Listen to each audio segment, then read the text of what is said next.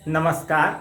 मेरा नाम जय कुमार है और आज हम पढ़ेंगे तीसरी कसम, जो कि एक फिल्म भी है, एक रचना भी है और इसकी कहानी बड़ी ही रोचक है। तो चलिए, कक्षा 10वीं के कोर्स में इसको रखा गया है। पहले जानते हैं शैलेंद्र जी के बारे में।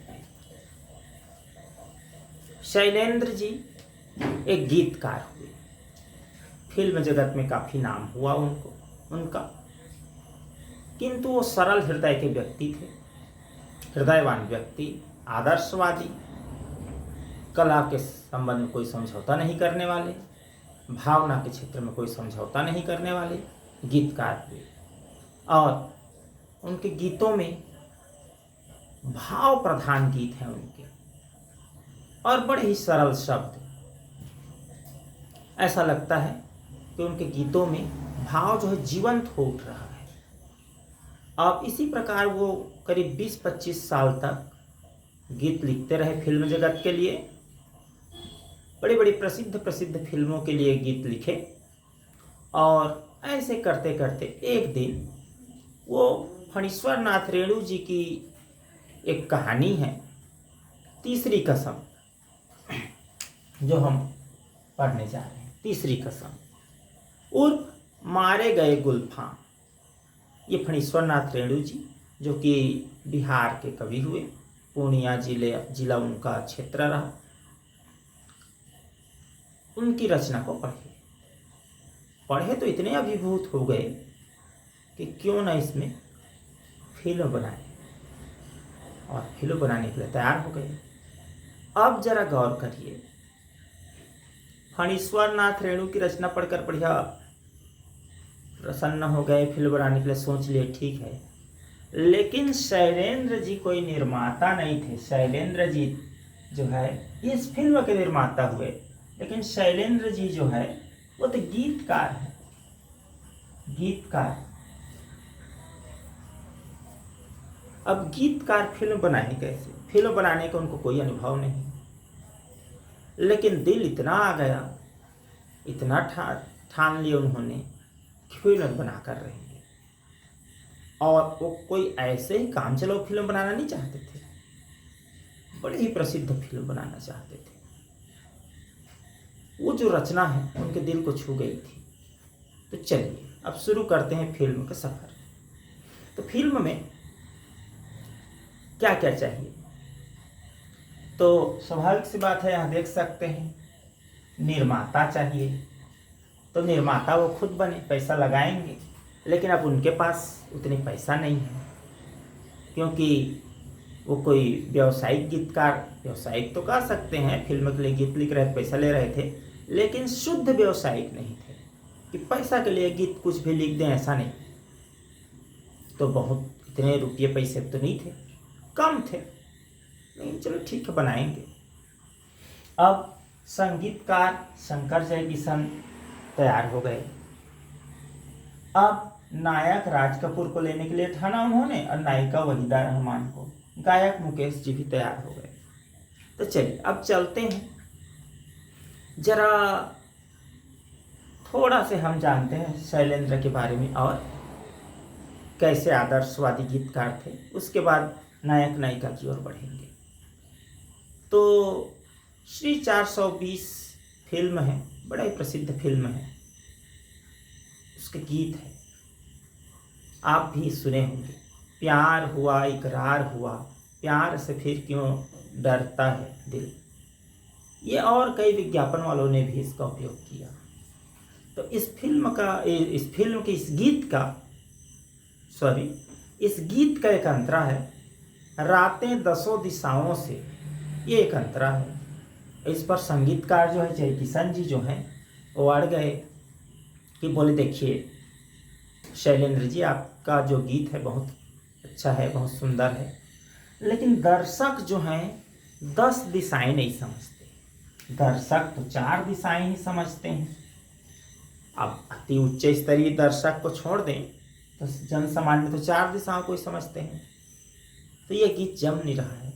लेकिन शैलेंद्र जी नहीं माने, बोले कि नहीं, हम दर्शक की रुचि के हिसाब से अपने गीतों का जो वजन है या गीतों की जो गहराई है उसको उथलेपन में नहीं आने देंगे। तो क्या करेंगे, दर्शक की जो रुचि है उस रुचि का परिष्कार करेंगे और अपने गीत में कोई परिवर्तन न लाकर उनकी रुचि में परिवर्तन लाएंगे, उनकी रुचि के स्तर को ऊपर उठाएंगे, ना कि अपने गीत के भाव को नीचे ले जाएंगे।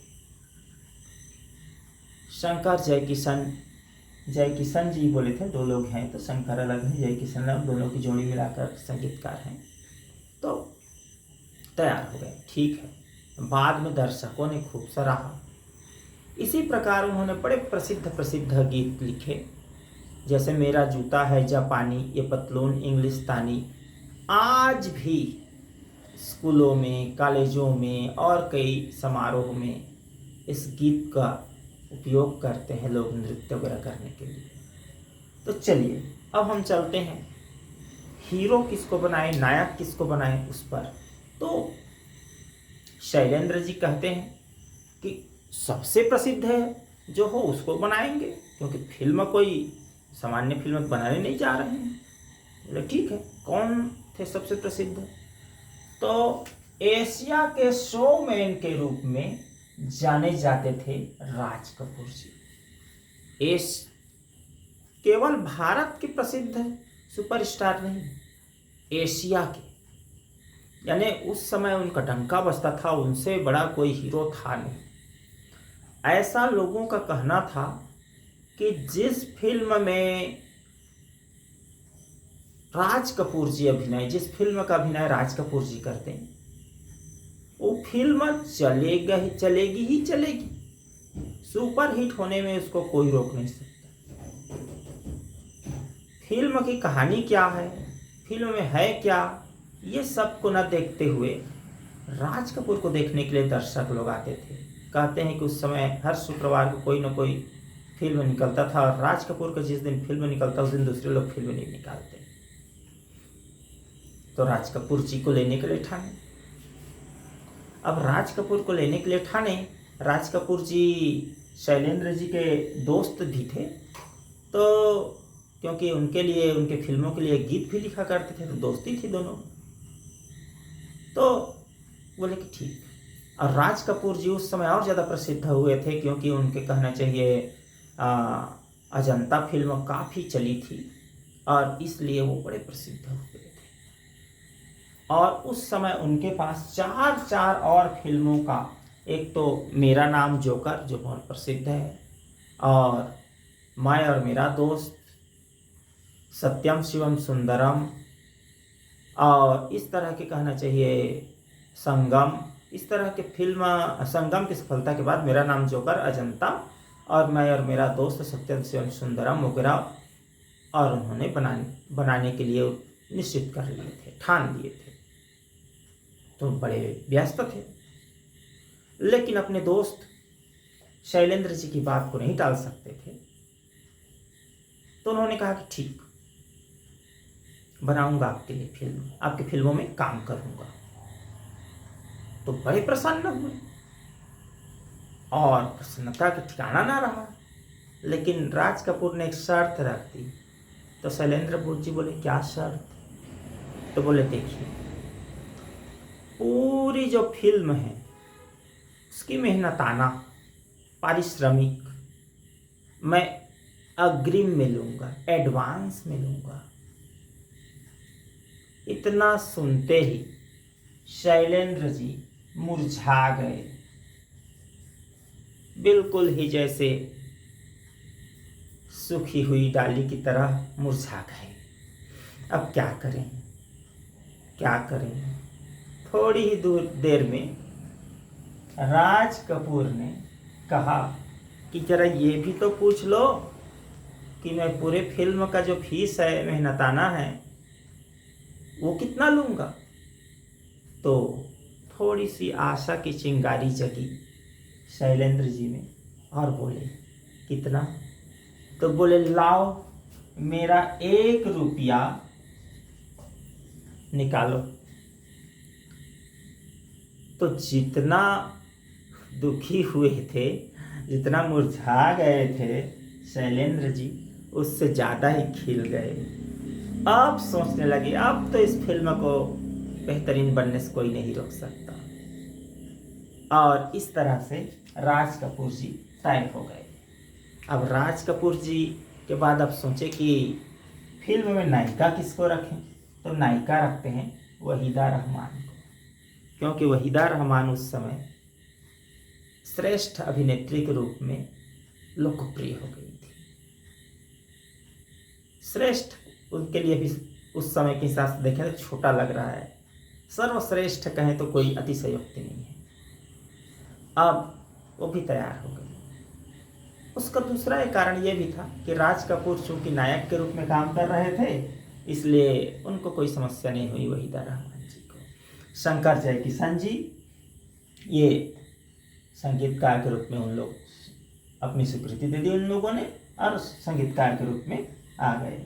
गायक के रूप में मुकेश जी जो है तैयार हो गए। और सबसे बड़ी बात, निर्देशन के लिए वासु भट्टाचार्य जी, निर्देशन के लिए वासु भट्टाचार्य वो तैयार हो गए। और इस तरह से फिल्म बनाने के लिए लग गए। अब मेरा नाम जोकर जो है, मेरा नाम जोकर, इस फिल्म को बनने में 6 साल से अधिक का समय लग गया। पूर्वार्ध को ही बनने में इतने साल लग गए।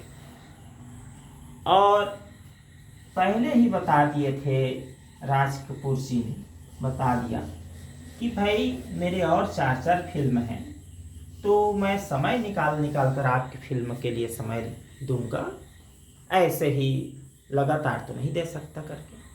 तो ठीक है करके तैयार हो गए थे और इस तरह से बनाने लगे।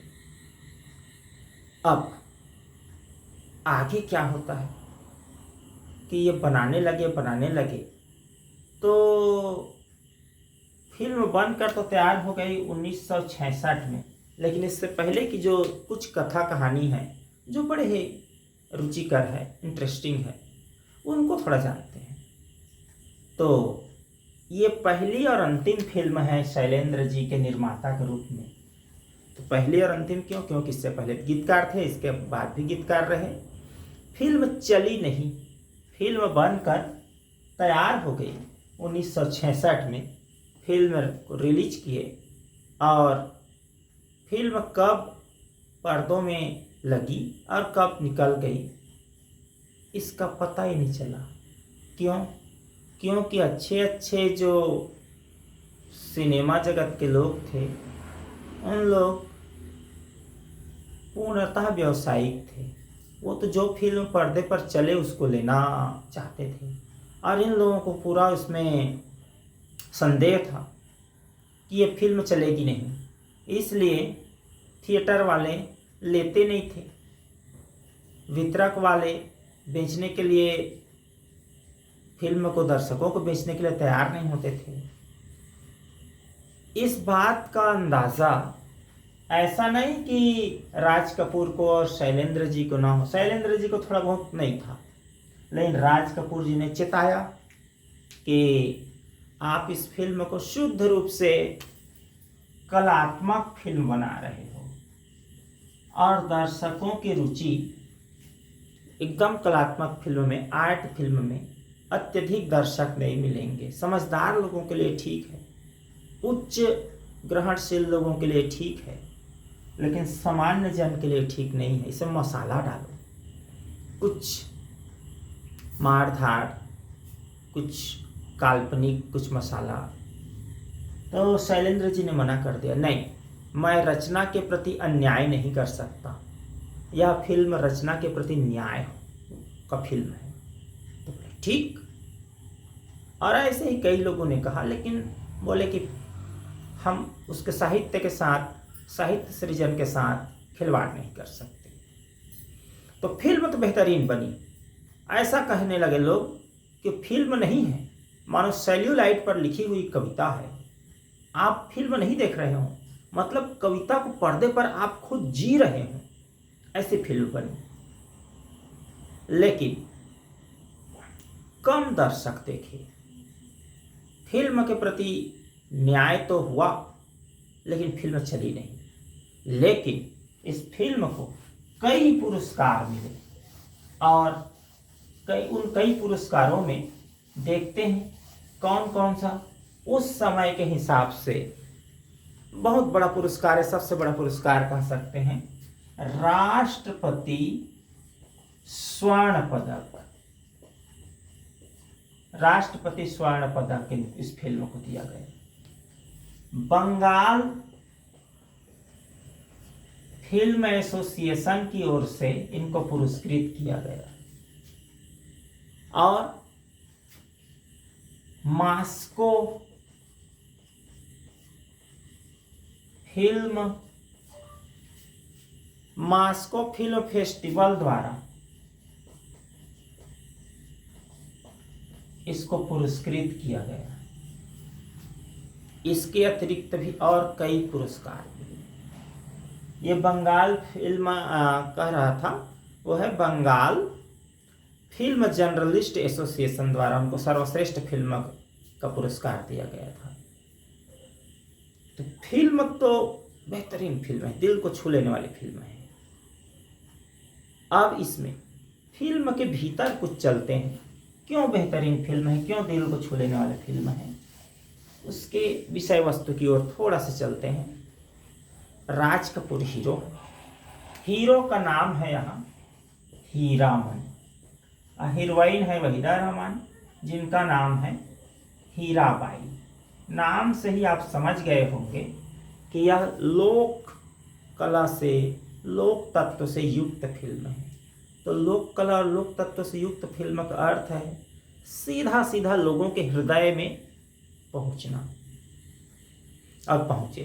कहते हैं कि राज कपूर ने एक से एक फिल्म दी है। मेरा नाम जोकर के लिए उनका अभिनय को जाना जाता है।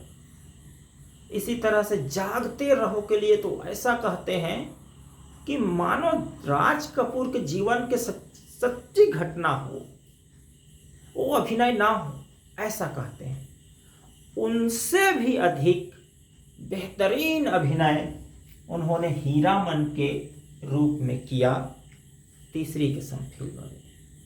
और हीरामन एक टप्पर गाड़ी चलाने वाला युवक, बिहार के का जो पृष्ठभूमि है वहाँ के माहौल है, और एक कजरी नदी है, छोटी सी नदी, और उसके आसपास का दृश्य है। उसमें गाड़ी चलाता है, बैलों के गले में घुंघरू बंधे है और छोटी सी बैलगाड़ी है, उसको चलाता है, और उसके पीछे पीछे बच्चे दौड़ते हैं। फिल्म में पहले तो तय नहीं था कि बच्चे दौड़ेंगे, लेकिन उधर के आसपास के बच्चे आने लगे, दौड़ने लगे, तो निर्माता ने कहा कि बढ़िया रहेगा, दौड़ने दो इसको।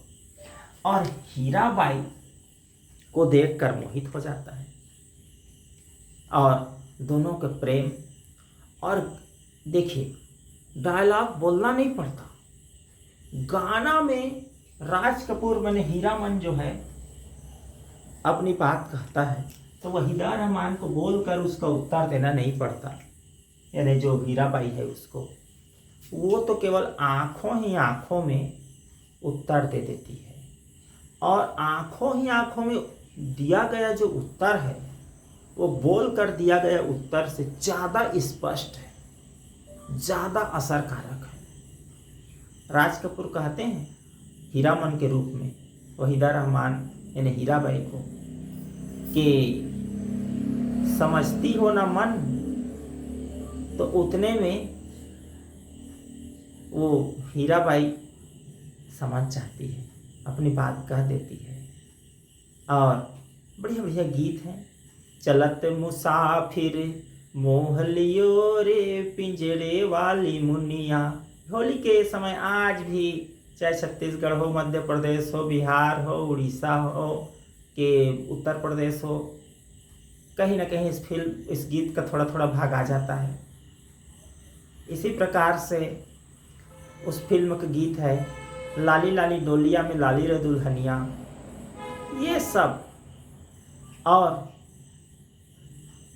छींट की सस्ती साड़ी पहनी हुई हीराबाई और उनकी अदा, ऐसा लगता है कि वह फिल्म नहीं बना रही, वहाँ की जो गरीब महिला है हीराबाई है, असली हीराबाई, वो आ गई है। और राज कपूर के लिए तो कहा जाता है कि इतना बड़ा सुपरस्टार शोमैन राज कपूर हीरामन पर भारी नहीं पड़ा, बल्कि ऐसा लगा कि सारा शोमैन, सारा बड़ा अभिनयकार जो है, बड़ा अभिनेता खो गया और शुद्ध रूप से हीरामन ही बन गया। हीरामन पूरी तरह से राज कपूर में उतर गया, ना कि राज कपूर को हीरामन बनने की कोई ज़रूरत पड़ी। तो ये है तीसरी कसम फिल्म। तो आज के लिए इतना ही, बहुत बहुत धन्यवाद। वीडियो पसंद हो तो लाइक करें और चैनल को सब्सक्राइब अवश्य करें।